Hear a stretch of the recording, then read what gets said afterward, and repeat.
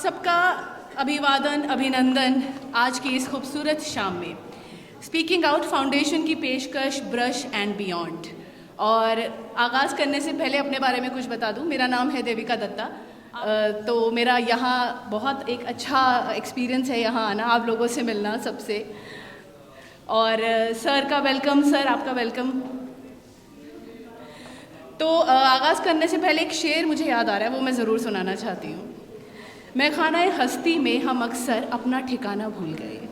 मैं खानाए हस्ती में हम अक्सर अपना ठिकाना भूल गए, या होश से जाना भूल गए, या होश में आना भूल गए। तस्वीर बनाने वालों ने जब उसकी निगाहों को देखा, तस्वीर बनाने वालों ने जब उसकी निगाहों को देखा, तस्वीर बनाना भूल गए या तस्वीर बनाना भूल गए। जी हाँ, और स्पीकिंग आउट फाउंडेशन के बारे में थोड़ा सा आपको बता दूं कि स्पीकिंग आउट फाउंडेशन जो है एक नॉन प्रॉफिट ऑर्गेनाइजेशन है। इस फाउंडेशन की स्थापना की है नीरज शर्मा जी ने, और जो स्वयं एक विश्वविख्यात फोटोग्राफर हैं, जो इसके साथ साथ आप पेंटिंग्स भी करते हैं। और स्पीकिंग आउट फाउंडेशन जो है वो लगातार ललित कलाओं के उत्थान में लगी हुई है। 2020 में फाउंडेशन ने वुमेन एम्पावरमेंट की थीम को लेकर एक प्रदर्शनी लगाई थी, और 2022 में एक प्रदर्शनी पंच महाभूत शिक्षक पे श्री रूपचंद जी का सम्मान देते हुए एक प्रदर्शनी लगाई। 2023 में फाउंडेशन ने आदिवासी कलाओं के सम्मान में मुखौटे की एक प्रदर्शनी लगाई, जिसमें देश के जाने माने कलाकारों ने हिस्सा लिया था। और जी, और अब स्पीकिंग आउट फाउंडेशन की तरफ से मैं ये रिक्वेस्ट करूँगी निर्देशक डॉक्टर उष्मा शर्मा को कि वो आएँ और भारतीय परंपरा के अनुसार तिलक का सम्मान करें।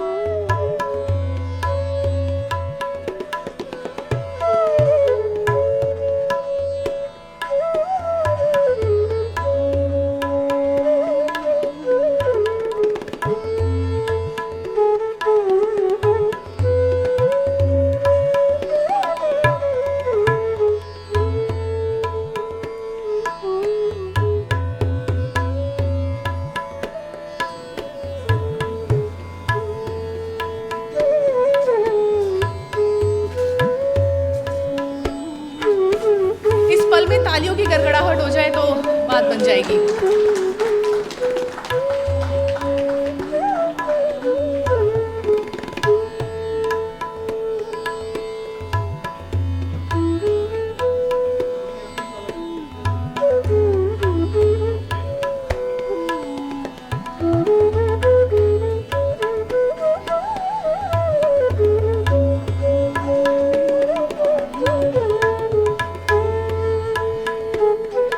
मुस्कुराहट के साथ पिक्चर अच्छी आती है।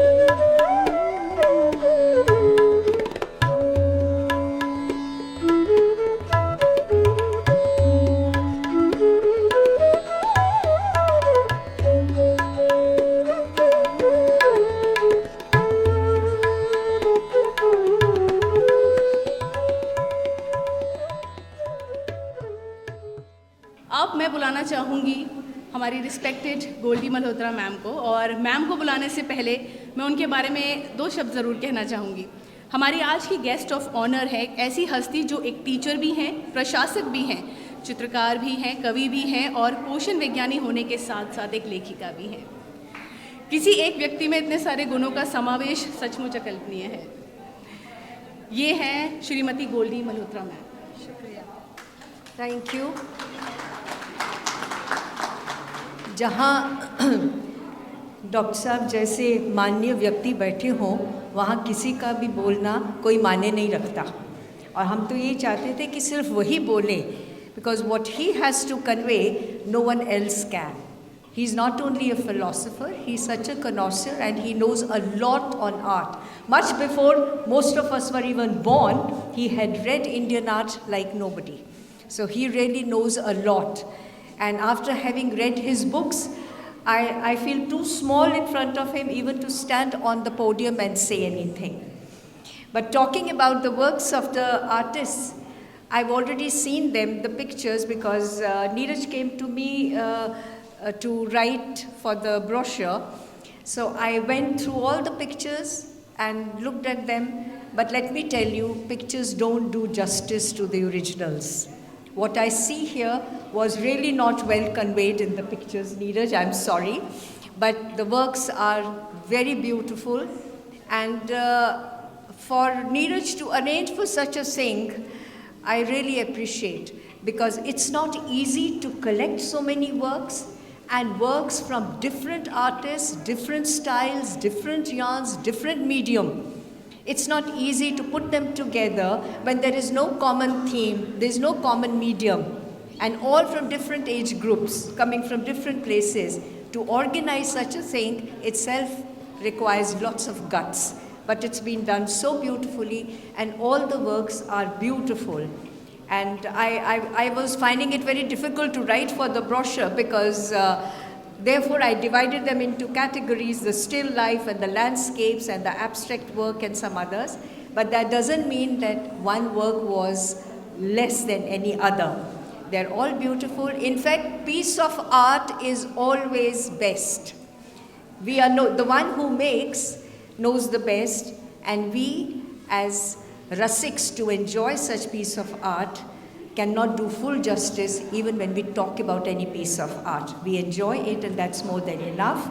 And I wish you all the best, particularly the young artists, the youngest one who came to light the lamp. May you go ahead, may you do extremely well in life. May all the artists keep on going higher and higher and achieve real satisfaction through this aesthetics. Thank you and God bless you. Doctor साहब, माफ़ी चाहती हूँ, आपके सामने बोलना बहुत मुश्किल है।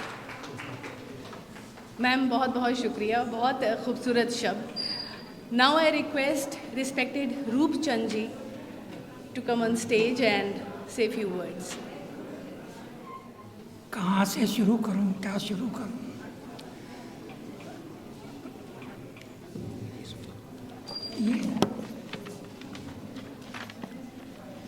What a pleasure we have a big art connoisseur, art lover, and above all, a wonderful human being, Dr. Karan Singh. You know, I had a reference with Dr. Mulkraj Anand. I was in Khandala, and you know what he said about, we were talking about him, we were talking about many, and his reference also came to Dr. Karan Singh.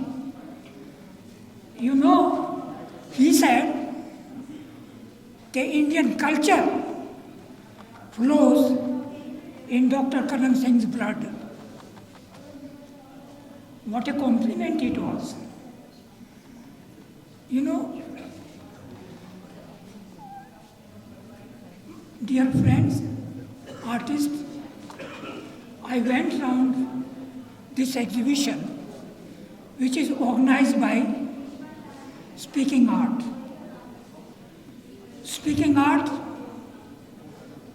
is doing lot of work. This is one of the major exhibition. Neeraj, the founder of Speaking Art, he did some very significant exhibitions. Among them, I mention few. The Women Empowerment and Shakti. That was an excellent exhibition. Then Panch Mahabhut. Then another exhibition was there, which he did in IFAX. He did represent a lot of artists. I must say, he is helping Indian young and old artists very well. Talking about this exhibition, my homage, my best wishes are with all the artists who had made individually and collectively. This exhibition is a rare exhibition in the history of Indian art. I went around, talked to the artists. All of them were so excited. So beautiful work, hard work, which represent the visual culture of Indian art very well. My good wishes are with the artist and with this Jai Hind. Shri Neeraj Sharma Shri Roopchand जी हमारे वयोवृद्ध, मेरे से तो छोटे हैं 3 साल, वयोवृद्ध भी कह सकता हूँ, श्रीमती गोविंदा और उपस्थित भाई और बहन। मैं सबसे पहले तो नीरज को बधाई देना चाहता हूँ। इस प्रकार का उन्होंने एक एग्जीबिशन हमारे सामने रखा। मैंने बहुत एग्जीबिशन देखे हुए हैं, लेकिन जितनी विविधता इस एग्जीबिशन में है, जितने जैसे गोल्डी जी ने कहा अलग अलग स्टाइल्स, अलग अलग तरीके से प्रस्तुत किया है आर्टिस्ट ने, वो बहुत प्रभावशाली। और आपने कितनी मेहनत की होगी इतना बड़ा एग्जीबिशन करने के लिए, तो आपको बहुत बहुत बधाई देता हूँ। और इससे ये भी कहता हूँ कि जो नॉन प्रॉफिट ऑर्गेनाइजेशंस हैं, जैसे इनकी है स्पीकर आर्ट, इनको हमें प्रोत्साहन करना चाहिए, क्योंकि सरकारी तो करते रहते हैं काम, लेकिन ये जो प्राइवेट ऑर्गेनाइजेशन हैं इनको कई बार नहीं मिलता है कोई संरक्षण। तो जो कॉर्पोरेट सोशल रिस्पॉन्सिबिलिटी है उसमें से लोग इनको दें। इन्हीं को नहीं मैं कह रहा हूँ, जनरली कह रहा हूँ कि नॉन प्रॉफिट ऑर्गेनाइजेशन जो है वो बहुत बड़ा इसमें अपना रोल प्ले कर रहे हैं। जहाँ तक मेरी बात है, मैंने तो देखिए अब मैं 93 वर्ष का हो गया हूँ, 96। तो आप समझिए कि 20 साल की उम्र से 70 साल से ज़्यादा मैं एग्जीबिशन देखता आ रहा हूँ। एक तो जब हम कश्मीर में थे तो मैंने वहाँ एक आर्टिस्ट कैंप आरंभ किया था। बड़े बड़े जो आर्टिस्ट थे वो आते थे, उनको 10 दिन हम आराम से पहलगाम, गुलमर्ग, कश्मीर में रखते थे और वो पेंटिंग करते थे, और एक पेंटिंग वो छोड़ जाते थे ऑर्गेनाइजर्स के साथ। तो उनके पास एक अद्भुत कलेक्शन होना चाहिए। भगवान जाने कहा है, जम्मू कश्मीर में तो उल्ट पुल्ट होता ही रहता, पता नहीं कौन सी चीज़ कहाँ गई, लेकिन वो एक था। बड़े बड़े आर्टिस्ट आते रहे, बड़े प्रसिद्ध आर्टिस्ट जिनके काम आजकल करोड़ों में बिकते हैं, वो सब आते थे।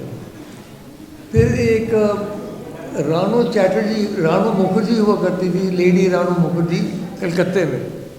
वो हर साल एक मॉडर्न आर्ट का एग्जीबिशन करते थे और मैं वहाँ जाता था उस एग्जीबिशन को देखने ख़ास तौर पर। तो हमने बहुत एग्जीबिशन देखे हुए हैं और हमारी जो आर्ट डेवलप हुई है, कहाँ बंगाल स्कूल, उसके बाद फिर बड़ौदा स्कूल, उसके बाद फिर वो मुंबई का प्रसिद्ध स्कूल, और फिर ऐसे ऐसे सब आर्टिस्ट को देखा हमने। और बड़ी प्रसन्नता की बात है कि हमारे 75 वर्ष में हमारे भारतवर्ष के जो कलाकार हैं, चित्रकार हैं, उनकी कितनी वृद्धि हुई है, कितना काम उन्होंने किया है। दिल देख के बहुत खुश होता है। कई दफ़ा दिल देख के दुखी होता है जब मैं तू होती है ज़्यादा।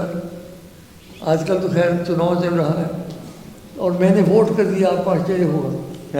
कैसे किया मैंने वोट? क्योंकि इस बार इलेक्शन कमीशन ने 88 वर्ष के ऊपर जो लोग हैं उनको ये सुविधा दी है कि वो अपने घर में वोट कर सकें। तो आप सबसे पहले मैंने 15 दिन पहले वोट कर दिया है। तो आज चुनाव चल रहा है, लेकिन जो कटुता आ गई है हमारे सार्वजनिक जीवन में, वो कटुता दूर होगी कला से।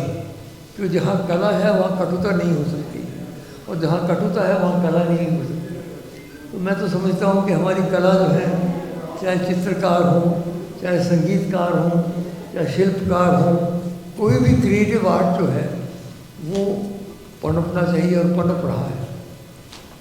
किसी ने कहा कि इसमें एक थीम नहीं है। मैं तो समझता हूँ एक थीम है, दैट इज़ क्रिएटिविटी। हर एक ने जो किया है उन्होंने क्रिएटिविटी बताई है और अपनी कला दिखाई है। और दो चीज़ों पर बहुत प्रभावित हुआ हूँ।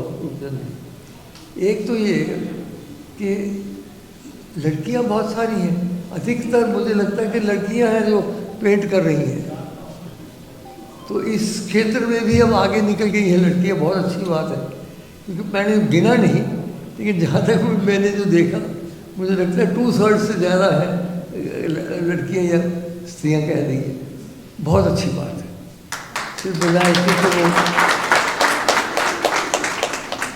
झूठ निकाल के घर में बैठी रहें, बहुत अच्छा काम करें, कला दिखाएं।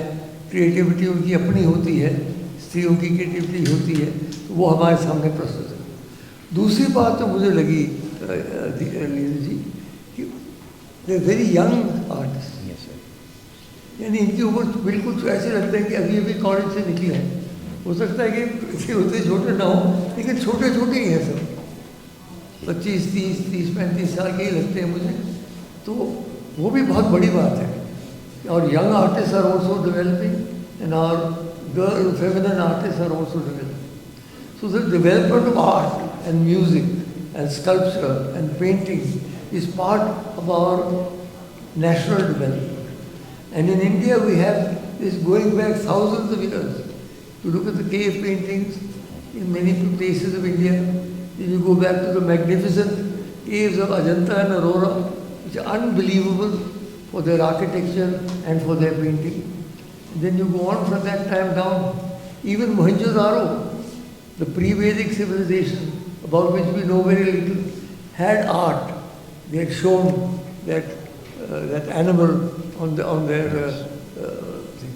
So art is something which is very important. And I have also traveled around the world, and I have seen a lot of exhibitions, beautiful museums in Europe particularly. What a joy to visit them. Our museum, I believe, is now being improved, but we do not have yet anything to match the Louvre or the Victoria and Albert or the Met in New York.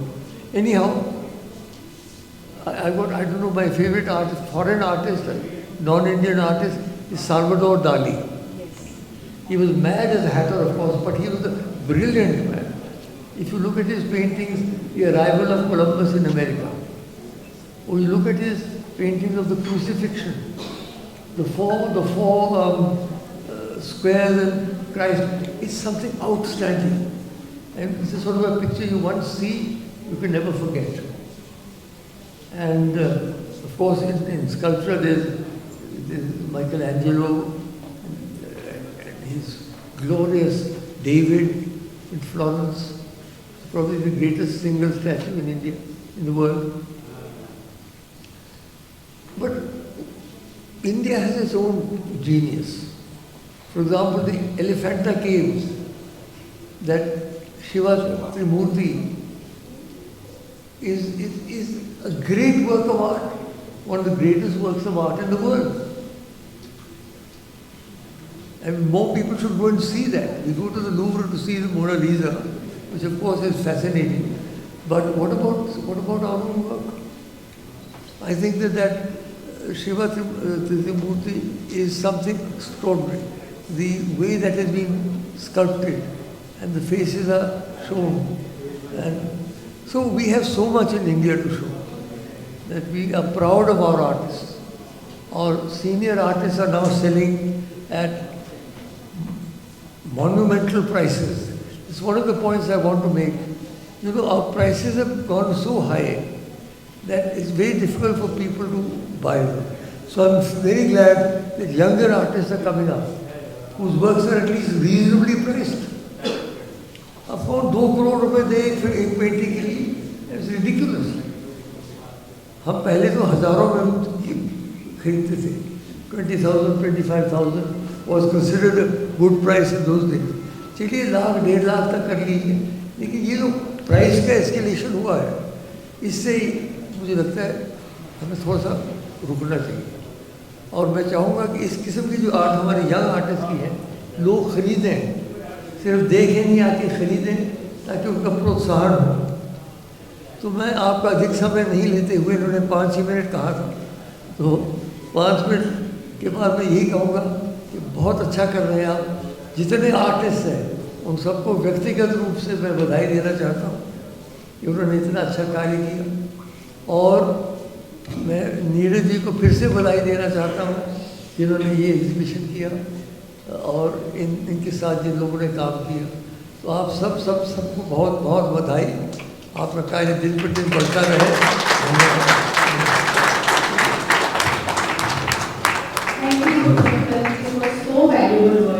और एक चीज़ जो doctor साहब ने बड़ी अच्छी कही है, जो बहुत कम लोग कहते हैं, खासकर इतने पहुँचे हुए लोग, कि आप लोगों ने कला जो मार्केट में आ गई है, मार्केट वर्ड अच्छा नहीं लगता इस्तेमाल करना, पर आ गई है और वाकई बहुत महंगी तस्वीरें बनाते हैं. और मैं माफ़ी चाहती हूँ कहने में, डॉक्टर साहब आप इससे सहमत होंगे कि कई कला तो इस तरह मशहूर कर रही है कि वो कला का मजाक बन गई है. कला का मजाक भी होने लग गया है कुछ कृतियों में. तो आप जब भी कुछ बनाया है बहुत सुंदर, तो उसको एक साधना है, कला एक साधना है, उसके बगैर नहीं होती है. लोग तो कहते हैं हाँ जी आपने बनाया, पहले आपके जहन में आता है, फिर आपको उसके ऊपर लिटरली मेडिटेट करना पड़ता है, फिर आपको अपने मीडियम को इस्तेमाल करना पड़ता है. पर एक जो बात डॉक्टर साहब ने कही कि हाँ लोगों तक इसका पहुंचना बहुत ज़रूरी है. अगर आपके कैनवस आपके स्टूडियो में, आपके घरों में पड़े रहे तो कोई फ़ायदा नहीं होगा. पर लोगों तक पहुंचाने के लिए आप इसे ये नकल मत करिए कि फ़लाँ आर्टिस्ट ने इतनी महंगी बेची है तो मैं भी इतनी महंगी ही बेचूँ. कोशिश करिए कि अच्छे जो सराहनीय लोग हैं, जो रसिक हैं कला के, उन तक ये पहुँचे और वाजिब दाम पे उनको दीजिए, ताकि आपकी कला बहुत सारे माध्यमों से.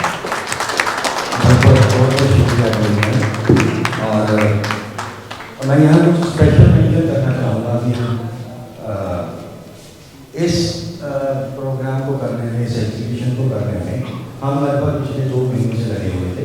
और मैं बुलाना चाहूँगा रितु सक्सेना.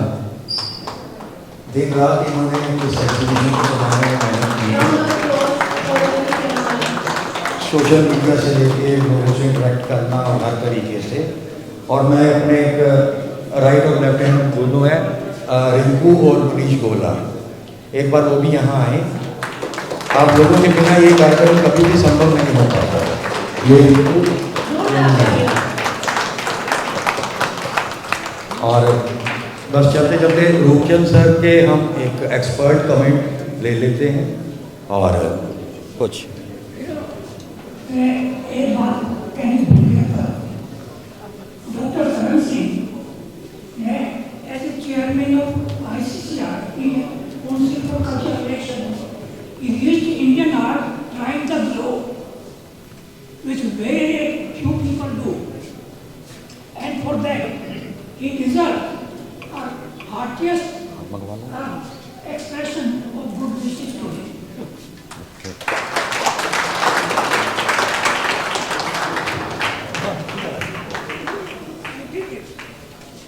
एक खूबसूरत सा तोहफा डॉक्टर करण सिंह के लिए, तालियां बजती रहनी चाहिए।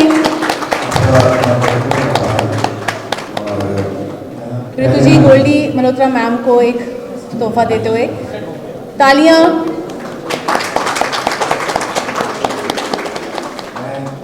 उष्मा शर्मा रूपचंद जी को एक तोहफा प्रदान करते हुए।